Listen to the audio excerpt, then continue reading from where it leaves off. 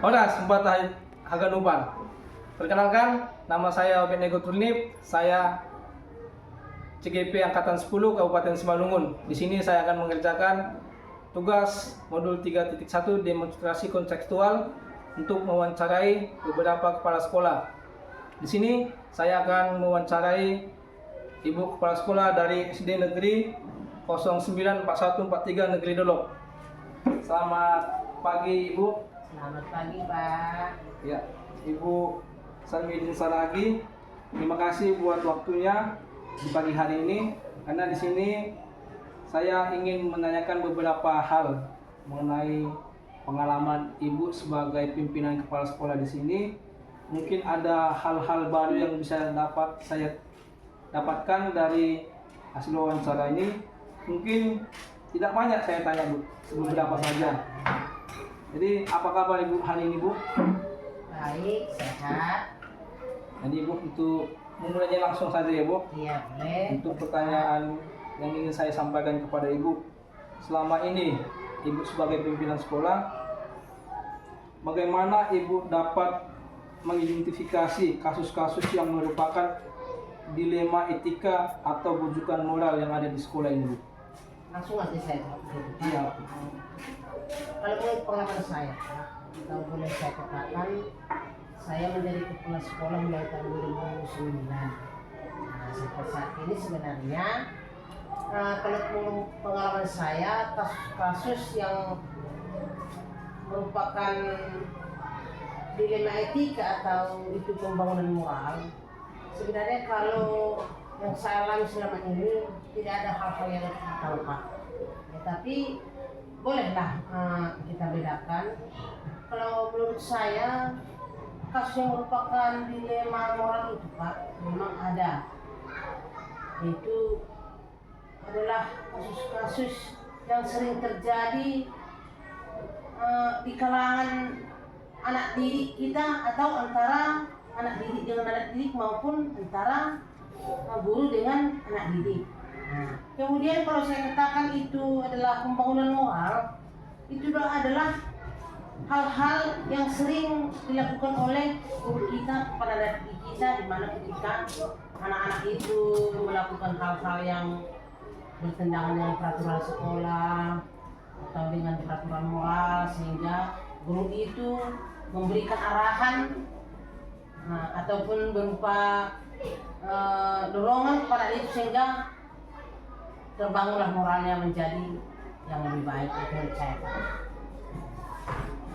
Jadi harapannya agar setiap pendidikan ini anak didik kita dapat memiliki moral yang baik lah Ibu. Jadi ada lagi Bu, selama ini bagaimana Ibu menjalankan pengambilan keputusan di sekolah Ibu, terutama untuk kasus-kasus di mana ada dua kepentingan yang sama-sama benar atau sama-sama mengandung nilai kebajikan? Kalau saya sih saja, saya tidak perlu baik-baik mengurus waktu, mengurus pikiran dengan hal itu. Kenapa Pak? Hanya satu menurut saya yang boleh, yang dapat kita lakukan dengan itu adalah dengan melayani dengan setulus hati, memberikan kasih sayang kepada anak didik maupun guru, hanya itu Pak. Ya, dengan adanya itu saya yakin kasus-kasus yang ada di sekolah semuanya akan berjalan dengan baik Pak. Itu saja Pak. Jadi bisa melayani dengan sepenuh hati. Iya, hanya itu Pak, ikhlas, kasih sayang. Ya, artinya kalau sama guru ini Pak, kalau saya, mereka tidak anggap guru saya, tapi adalah anak-anak saya. Ketika saya memarahi mereka, maka saya akan terbayang ketika saya memarahi anak saya. Itu Pak. Itu berbaliknya ya Bu. Jadi itu selanjutnya Bu, langkah-langkah atau prosedur seperti apa yang Ibu lakukan selama ini? Apakah ada tahap-tahapan yang dilakukan Ibu seperti apa? Iya, itu pasti Pak.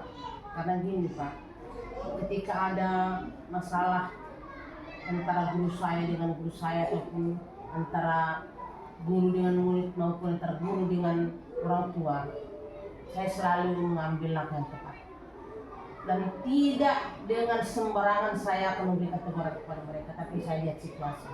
bagaimana dengan keadaan guru pada saat itu, bagaimana dengan keadaan orang tua siswa pada saat itu, bagaimana dengan keadaan murid pada saat itu. Contohnya Pak, ketika guru saya mengalami masalah, harus saya lihat masalah apa yang terjadi dalam pribadinya.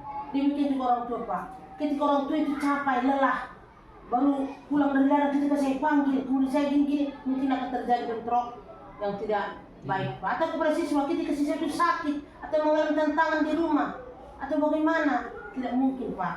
Nah, kalau itu jelas saya selalu membuat langkah-langkah atau prosedur di mana tepatnya saya akan menyelesaikan masalah tersebut.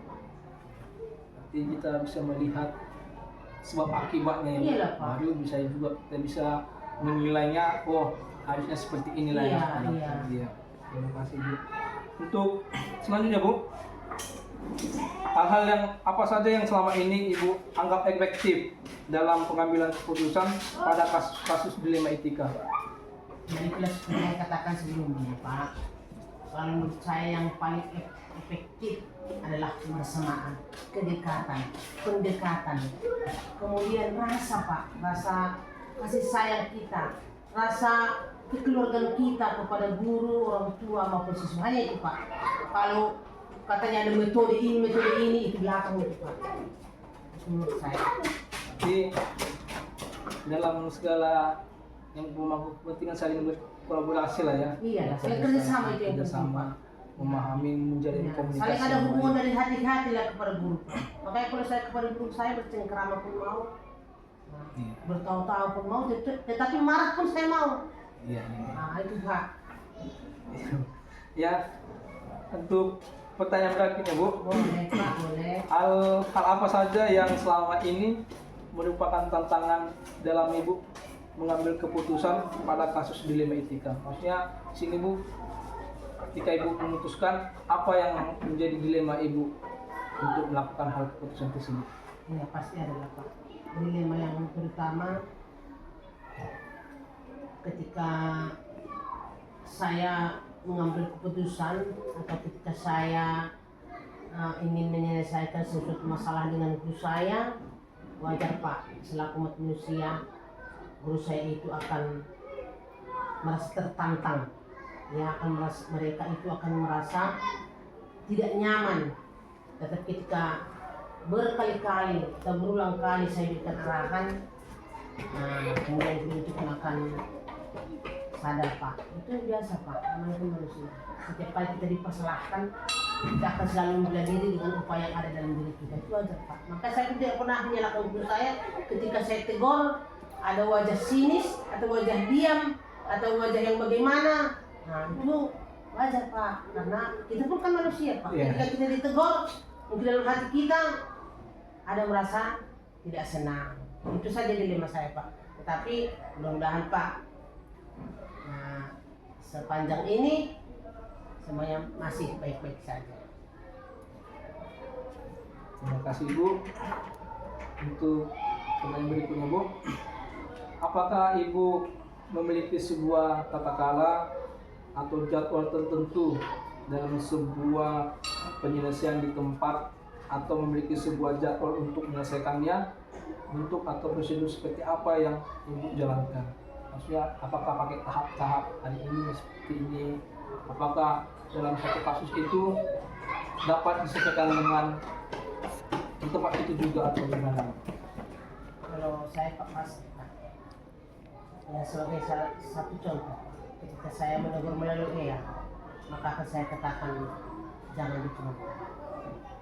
Demikian juga ketika secara langsung saya akan menegur guru, maka akan saya berikan waktu. Ketika guru bersalah, tidak akan langsung saya tegur di situ.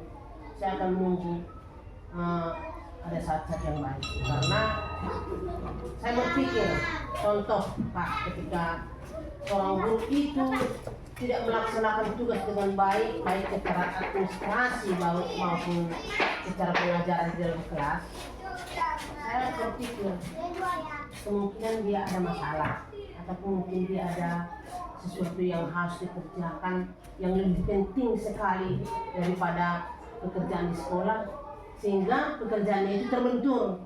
Nah, maka saya akan melihat Nah, tetapi ada tujuan atau ada yang pasti dalam diri saya bahwa itu akan saya selesaikan, akan saya lakukan. Artinya tidak akan saya biarkan begitu saja. Itu Pak.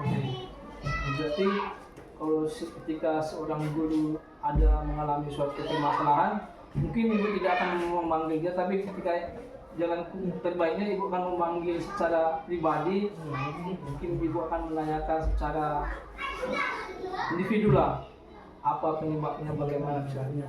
Berarti perlu pendekatan lah berarti secara individu. Contoh kita katakan tadi Pak, kalau sendiri ketika saya menegur guru di melalui ya, maka akan saya katakan di bawah, tidak usah dikomentar. Karena dengan ada komentar nanti bisa terjadi perdebatan. Karena namanya pun manusia Pak, ada yang senang kepada kita, tentu ada yang tidak. Ketika saya memberikan menegur guru, tentu nanti siapa tahu guru itu pun menjawabkan gini-gini. Itu yang saya jaga, maka selalu saya buat di bawah. Itu tidak usah dikomentar. Gitu Pak. Oke Bu, ada mungkin beberapa lagi yang saya tanyakan.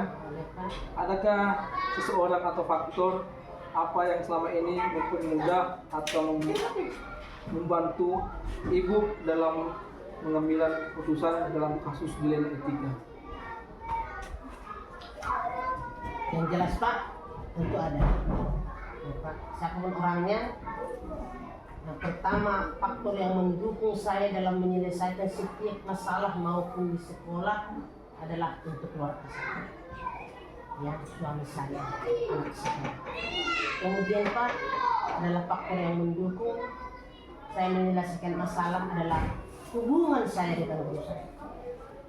Hubungan yang baik dengan guru saya. Ini itu Pak. Itu yang mempermudah saya. Kalau sudah yang lain saya tidak punya Pak. Tidak punya kekuatan, tidak punya kepintaran, tidak punya yang lain-lain yang ada pada saya adalah ketika kerjasama yang baik dengan guru saya atau dengan keluarga di rumah. Saya yakin semua masalah akan terselesai dengan baik. Untuk yang terakhir Ibu, ini mungkin yang terakhir dari semua hal yang telah disampaikan, pembelajaran apa yang dapat Ibu petik dalam pengalaman Ibu dalam mengambil keputusan selama Ibu memimpin menjadi kepala sekolah di SD ini? Kalau pengalaman saya Pak, itu dari saya katakan tadi, mulai dari 2009 saya menjadi kepala sekolah, itu banyak pengalaman yang saya dapat ketika saya memimpin sebuah sekolah. Apa itu Pak? Yang pertama, ketika saya menyelesaikan sebuah masalah, itu tadi dilema etika antara guru dan baik siswa maupun orang tua siswa. Saya sering merasa sebenarnya saya ini belum apa-apa. Belum apa-apa. Masih saya harus belajar. Dan sampai saat ini pun belum pernah ada dalam diri saya bahwa saya ini berhasil. Belum Pak. Walaupun seperti saya katakan tadi, selama saya memimpin sekolah belum ada masalah-masalah yang sangat signifikan begitu Pak. Tapi dalam diri saya belum berhasil untuk menyelesaikan segala masalah-masalah yang ada di sekolah. Baik tadi yaitu dilema etika, tetapi saya harus masih banyak belajar Pak. Berarti dalam hal ini segala sesuatu hal baru perlu dipelajari dengan situasi dan kondisi yang ada. Karena ketika waktu berjalan, Pak, masih ada hal-hal yang baru. Tidak pernah ada yang sama seperti yang dulu. Selalu ada hal-hal yang baru yang membuat kita tidak pernah berhenti untuk belajar. Iya. Ibu, terima kasih untuk hasil wawancara yang sangat luar biasa ini. Semoga menjadi pengalaman baru dan pelajaran baru bagi saya juga, khusus sebagai saya sebagai calon guru penggerak khususnya di Kabupaten Simalungun. Terima kasih Ibu buat waktu dan kesempatannya. Saya ucapkan terima kasih banyak. Selamat Saya pagi. pun mohon maaf ya Pak ketika ada perkataan saya yang kurang pas atau kurang baik. Saya mohon maaf. Terima kasih Bu. Ya, Doras.